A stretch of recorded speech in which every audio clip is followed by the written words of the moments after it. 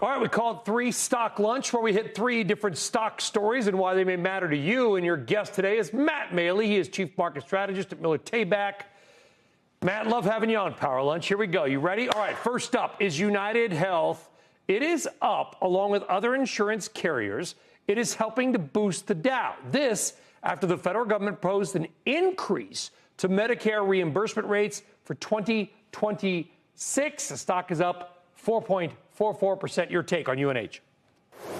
Yeah, I think it needed this good news. I mean, we know what happened a little over a month ago with that horrible shooting of Brian Thompson, but that wasn't, that was only part of the reason why it went down. I mean, it brought up a lot of exposure about how many they weren't paying some of the, making or okaying payments for some of their procedures, and people worried that they would lose a lot of business because of this.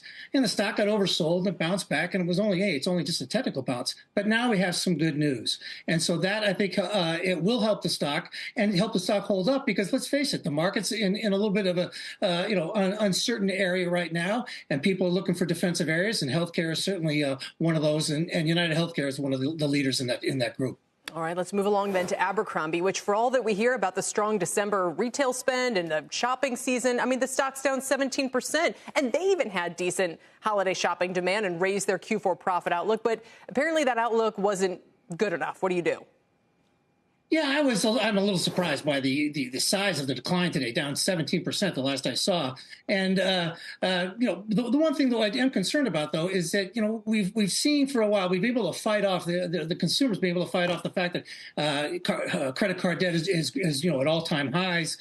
We have big increase in consumer credit delinquencies and such. But the thing that's really starting to concern me is that the household debt as a share of disposable income is now back to where it was before the pandemic. So people don't have as much money to spend, and you still worry that they're going to be spending it on the experiences rather than on hard goods.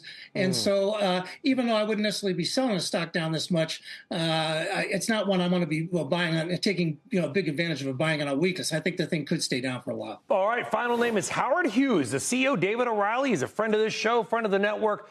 Bill Ackman proposing a deal to merge with Howard Hughs. Some say, Matt, it creates the next Berkshire Hathaway. Your take?